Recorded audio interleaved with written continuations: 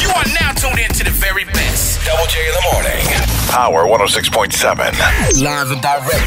Let's go. Hey, this is Anjelah Johnson calling. Double J, I love your face. And there she is. Hi, Anjelah. I love your face, too. How are you this morning? I'm well, thank you. Yeah, let's jump right into me literally almost peeing my pants the very first time I ever seen crypto gel on your nail.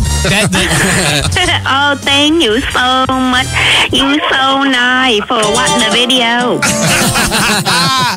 Was that a true story? Was it? Yes, of course it is. Listen, I grew up going to get my nails done. I started getting my nails done when I was 12 years old, right? Right. And so every time I would come back, the ladies would always ask me, honey, how your mom do? Right? And they would ask me all the same questions and stuff. Right. And so I know there's nail salons all across the country, and ladies go through the same thing. So I literally just would tell the story from the time I walk in to the time I walk out. This is what happens, and so many people relate to it. How many times have you started laughing when they were talking about you? Or you think they're talking about you? Well, see, now it's different because now when I walk in and they start talking about me, I'm scared because I don't know if they recognize me, and like I don't want them to cut my finger on purpose. Right? Because, like, now they've seen this video and now they want to be mad at me. And recently I had a lady, she was doing a pedicure, and she said to me, she goes, what your name? Right? And it wasn't like a nice, friendly greeting. It was very, you know, like I owed her money or something. Right. And I told her, I go, Anjelah, and she goes, that what I thought. And I was like, oh, shoot. Like, I thought she was going to cut my toe or something like that. And she saw I was getting a little bit nervous, so she goes, don't worry, I don't tell nobody. Oh, thank you. Thanks so much. Have you ever thought about maybe possibly having to take up karate to defend yourself against the ninjas now that are your pedicures and manicures? You know, I did karate when I was 8, and then I gave it up when I was about 8. And I never got past the belt that came with the uniform. So, no to the karate. But, you know, I have started taking Krav Maga, and I don't know if you're familiar with Krav Maga. Are you familiar? Is that Tim McGraw's brother? It's very close. Right. Okay. And it's like a mixed martial arts type self-defense technique, you know what I mean? But wait, is this the self-defense technique where you go and they say they're going to teach you self-defense, but really you're just jogging in place and doing front kicks the entire time? You're just like, this is not what I signed up for. I'm going to be a killer, not an aerobics instructor. Yeah, no. It's intense. Like, they attack you, like you get paired up with a partner in class, and you attack each other, and they teach you different ways to defend. Like, it's to the point where I'm taking a self-defense, like, it's precautionary class, right? But I walk down the street hoping somebody's going to attack me because I want to try my new move. You know what? You should have taken this when you were a Raiderette. Oh, I didn't need it then. I just get jumped in. I got my shiv. I'll shake you. Don't even get the rip. By the way, if you just tuned into the program, we're talking with actress and comedian Anjelah Johnson. It is Double J in the morning. How long were you a Raiderette? I cheered for 1 year. The year we went to the Super Bowl, we got spanked by Tampa Bay. I don't know if you remember that. It was back in 2003. I do remember because I was doing radio in Santa Maria, California. Yeah, I know, right? And somebody got stabbed that was wearing a Bucks jersey in Santa Maria by a Raider fan. Raider Nation, baby. Sometimes we are so ghetto. Sometimes, I mean, listen, y'all, it is not a gang. It's a football team. My co-host, LB Johnson, he's from the Bay Area. Okay. I'm a Niner fan. He's a Raider fan. Raider Nation to die, man. But every time he talks about the Raiders, he wants to throw up gang signs. I'm like, LB, you're not even in a gang, dog. You gotta like C-walk when you talk about the Raiders, man. Yes, you do. Yes, you do.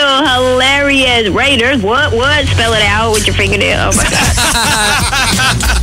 So you are really a true Raider fan? You know what? I'm a true Raider fan, but listen, like, I'll bleed silver and black, but don't ask me who's on a team right now, because I don't even know. Like, it's one of those. It's like, I love the Raiders, but I don't know. I gotta be honest, I find it extremely unattractive when a woman knows too much about football. Like, when they know more about football than you do, you're just like, all right, big mouth, shut up. I don't mean to sound like a sexist pig, but I'm hungry. It's usually the other way around. Guys are like, oh yeah, I like it when a girl knows about sports and whatnot. Oh my gosh. One time I was watching UFC with my wife, and she's oh yeah, look at it, she's getting ready to put him in a full Nelson headlock, configure 4-8 track. This, I'm like, what the hell are you talking about?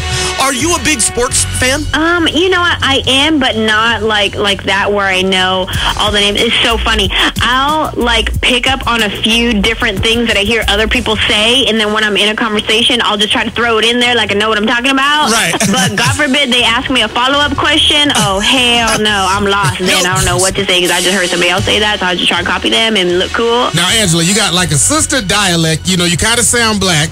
Your name is Anjelah Johnson, which is definitely similar to a good black name. Yes. Do you ever get ready to do a show, stand-up or whatever, and that everybody thinks you're black, then you hit the stage as this Mexican Indian, and they're like, huh, what? What's going on? I know. When I first started my career, I definitely had that problem. People didn't know what to expect of me when I would first walk on stage, like Anjelah Johnson. Like, it really depends how you say it, because if you just say, coming to the stage, Anjelah Johnson, like you think of white girls come on stage. Yeah. But if you say, coming to the stage, Anjelah Johnson, like, now I'm a black girl come on stage. You know what's funny is you did a VH1 stand-up comedy intro, and then you did a BET Comic View intro, and they were completely different. Yeah.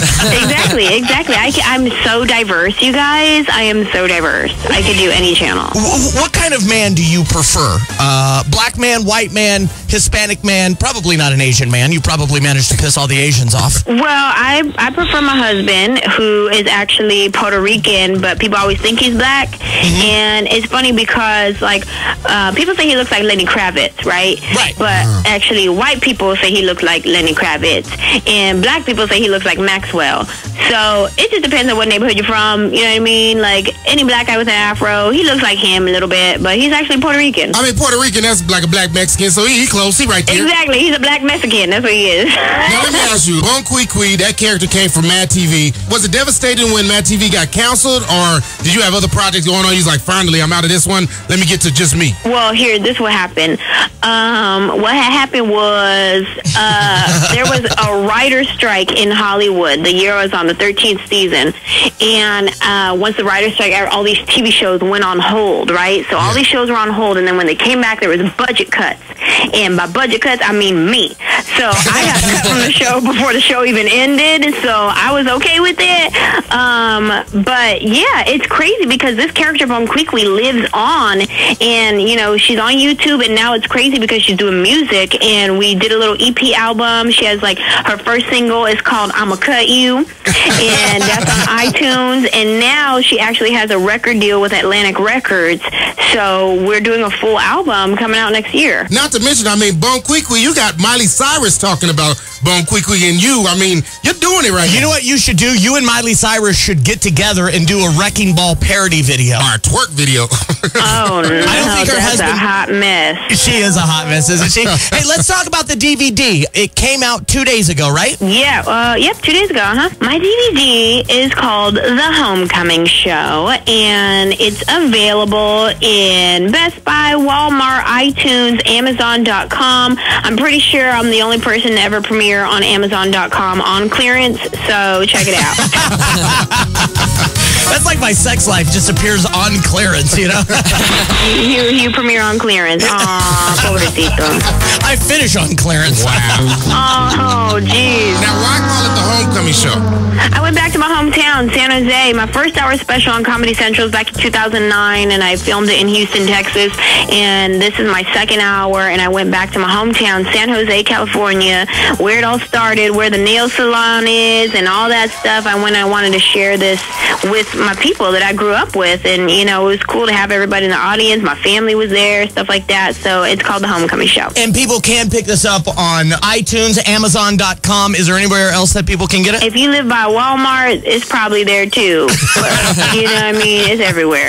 Anjelah, thank you so much for hanging out with us this morning. It was fun talking to you. And that's how it's done. Wake up, wake up. Wake up with Double J in the morning. Weekdays 6 a.m. to 10 a.m. on Power 106.7.